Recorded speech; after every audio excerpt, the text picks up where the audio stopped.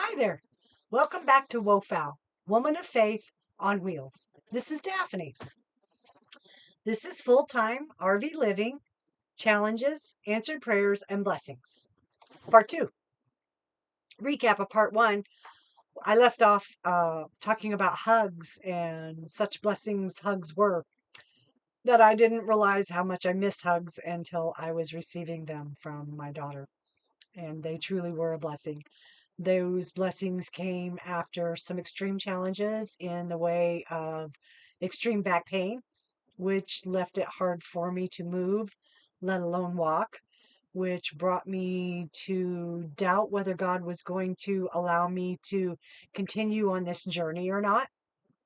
Which also led to more spending of money that I didn't plan to spend, which seems to be becoming a common theme at this point, but I'm just going to keep trusting my Lord. Uh, Led me to learning a little bit about humility, humbling myself and asking others for help. And God came through in big ways in all things. God provided the people that I needed. God gave me the strength when I didn't have it and I asked for it. God blessed me with it. God strengthened me emotionally by providing me people who were compassionate and understanding and willing to help. Phone calls from friends who didn't even know what was going on, but were such an encouragement to me. And He strengthened me spiritually. How could I not be strengthened spiritually when I'm actually living in answered prayers on a daily basis? God gave me hope, and God got me back to Indiana, got me back to those blessings of hugs from my daughter and from Lehman. And I am ever so grateful. And those blessings continued. Friday, I had a chiropractor appointment that I went to. I left with a plan of continuing to use my back brace off and on as needed, continuing ice packs, continuing ibuprofen, and doing some exercises to help strengthen my muscles where the sprain was, because it was a pretty good sprain. Then I was really blessed with a full evening. I had been invited to my good friend Trina Leonard's house, and her daughter Carissa came over, both of which I am good friends with. We spent the whole evening together. It was a lovely time of food and fellowship. Trina prepared us a wonderful supper, and we sat around and ate supper, then nibbled on desserts and talked till like 11 o'clock at night, talking about life, talking about love, talking about our kids, talking about challenges, our faith, our futures. And it was an awesome time. I was truly blessed, and I can only hope that they were half as blessed as I was. I will forever remember that and always be grateful, and I will be looking forward to seeing them again. The blessings continued to roll on through the weekend. I baked my daughter a birthday cake. We went to a rodeo. Chantel and Lehman fixed a wonderful supper of steak, baked potato, and fried cactus. Lehman introduced me to fried cactus, which isn't too bad, by the way. We watched a movie or two. Chantel and I spent lots of time playing Wii games. Lehman played a few with us as well. But Chantel and I stayed up till the wee hours playing the Wii after I finally learned how to play Wii sitting down. I was always the stickler who said Wii is supposed to be an active game and we should be standing up, but I learned with my back in pain real quick how to play sitting down. So Chantel and I just could not stop until we both reacquainted ourselves with pro levels in bowling and golf, and a lot of laughs and a lot of good memories made. The blessings continued to roll on into the beginning of the week. I got to spend an afternoon with my nature loving soul sister, Deb. We went out for lunch and had a wonderful lunch, although I managed to smash my thumb in her car door, and God bless her, she just kept saying, "I'm so sorry." I said, "What are you sorry for? I'm the one that wasn't paying attention." But there was blood, so she was a little worried. But again, God was watching over me. I was blessed. I did not damage my joint. I did not lose my thumbnail. I just bruised it really well. and it is still healing. But God bless her. She was so worried about me. But we had lunch. We went out for ice cream, had a wonderful afternoon of fellowship. Tuesday, I spent with Lehman, helping him communicate in an interview.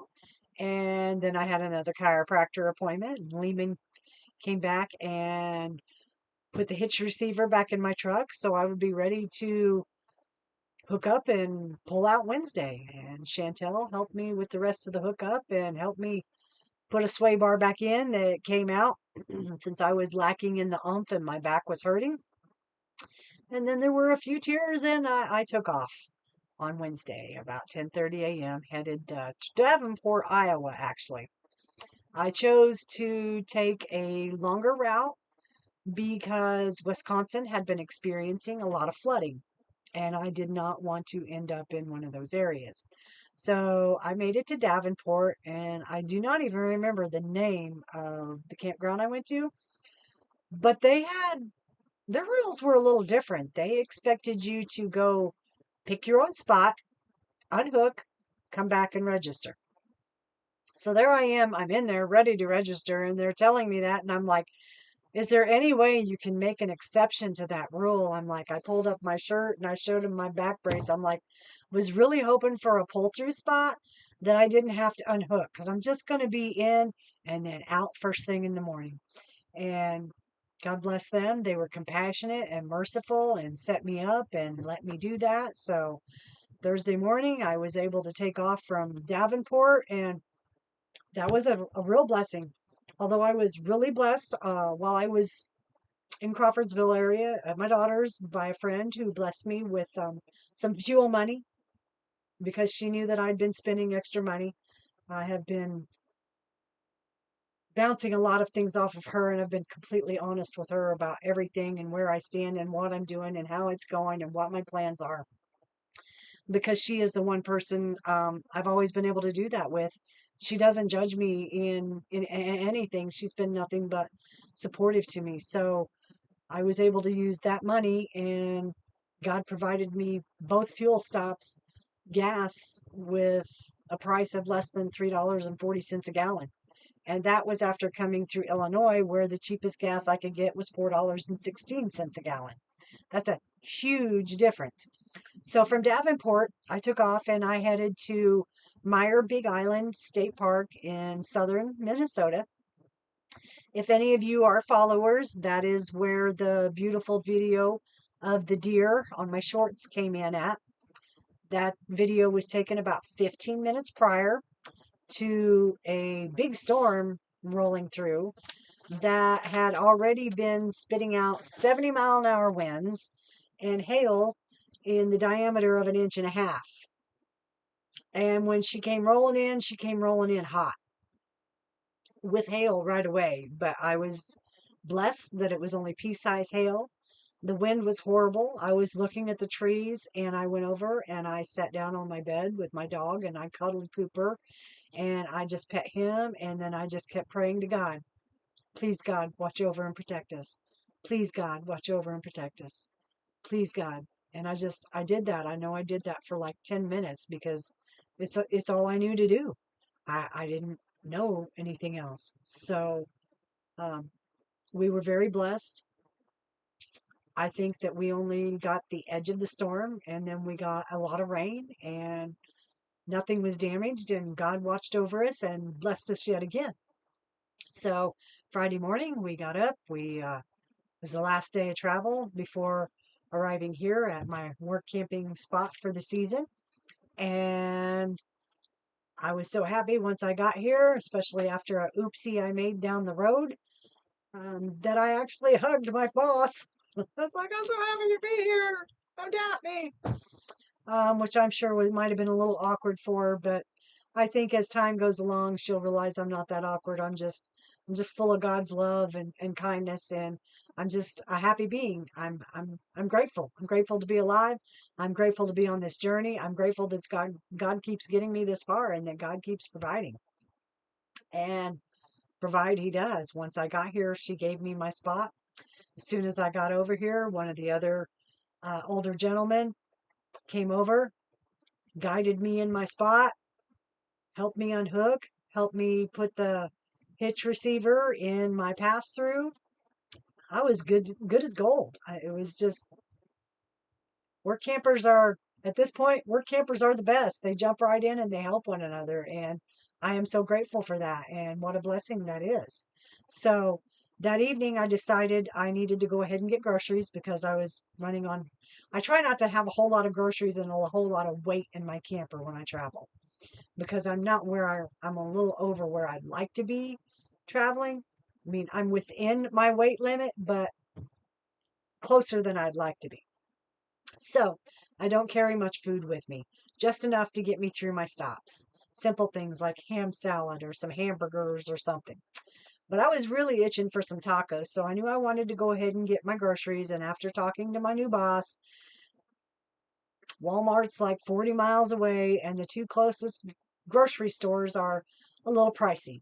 So I decided, well, if I go grocery shopping now, then I have the next 3 days to get everything arranged in the camper like I want before I start work because I was going to start work on the 28th. So I went out and I bought $190 worth of groceries, of which I am still using. I have only had to maybe get like bread and some butter and some milk, small things in between. But otherwise, I was really mindful about what I bought.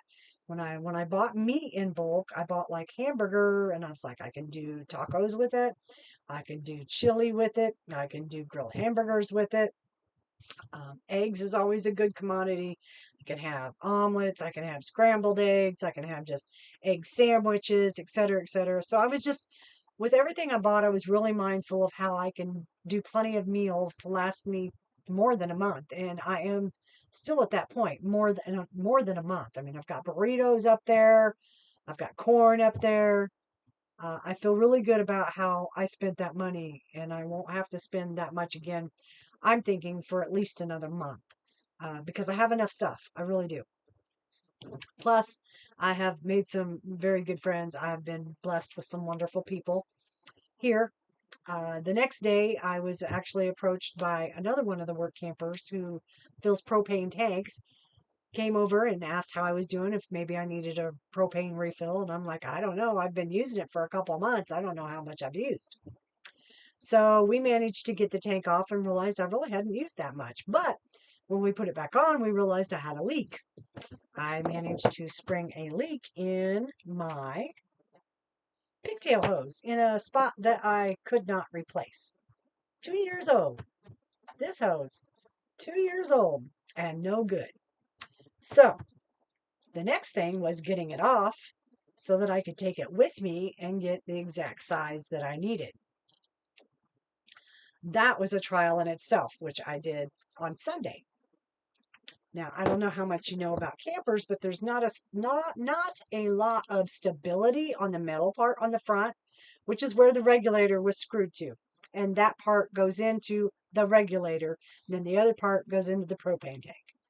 So I ended up having to take the regulator off of the front of the camper before I could get the pigtail hose off. And it took about 4 tries with WD-40 to loosen up the corrosion on it to get that off. And I was like, oh, finally.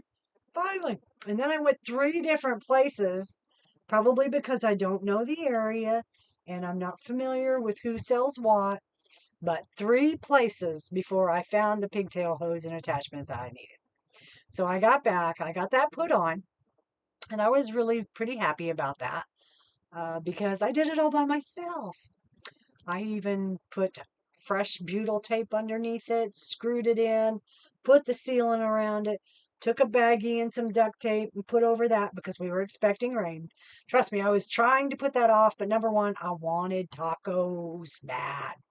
Number two, we were looking at rain for like the next 2 or 3 days. I'm like, if I don't fix it now, I'm not going to be able to cook for a few days. I'm going to have to eat microwave food or cold food. And I really didn't want to do that. So I got that done and I was really happy. So then once things dried up, I pulled the bag off and lo and behold, the paint isn't much better than the pigtail hose. I peeled some paint, so I've had to do some painting today to fix that. But all's well. I'm getting things fixed. I am able to do things. It's within my ability, and God provides me with the wisdom and the strength and the persistence to keep trying when I struggle. I really do love my job. I started the 28th. We started by cleaning up the store and pricing things. I met one of my first coworkers the first day, and then we were all there on that following Friday. Everybody is just wonderful to work with.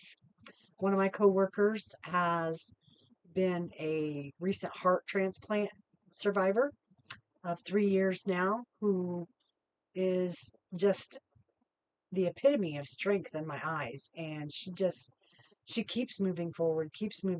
And she's being a heart transplant survivor isn't the only thing. I mean, she's suffered a lot of physical ailments, and she's just really truly a blessing to me. She is the one who presented me with the overflowing, bountiful basket, welcome to Minnesota, of stuff for my dog and cookies and treats and t-shirts. And she's just a really kind-hearted, generous, loving lady. And I believe that God put me here for a reason.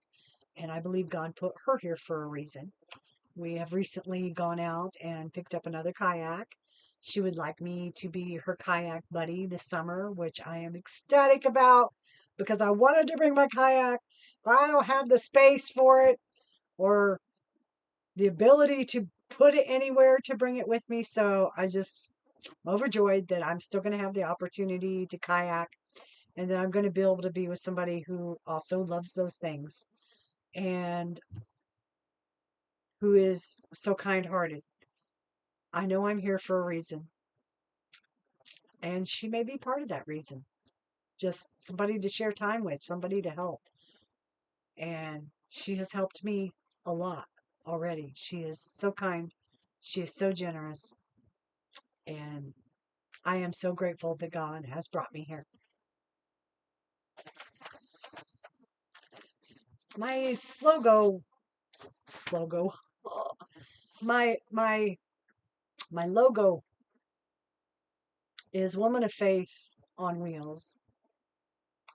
My driving Bible verse would be Psalm 119, 105. Your word is a lamp unto my feet and a light unto my path. That is what I intend to live by as a woman of faith on wheels.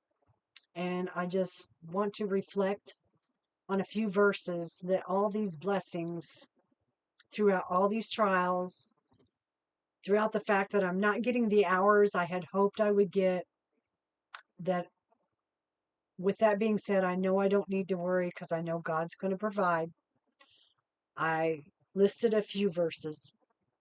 The first one being, your word is a lamp unto my feet and a light unto my path. The second one being it's one of my good friend and brother in Christ, Rich Carty's favorite verses. Proverbs 3, 5, and 6. Trust in the Lord with all your heart and lean not on your own understanding. In all your ways acknowledge him, and he will make your paths straight. Amen. Have I not commanded you? Joshua 1:9. Be strong and courageous. Do not be afraid. Do not be discouraged. For the Lord your God will be with you wherever you go. He has proven that to me in many, many, many, many, many ways.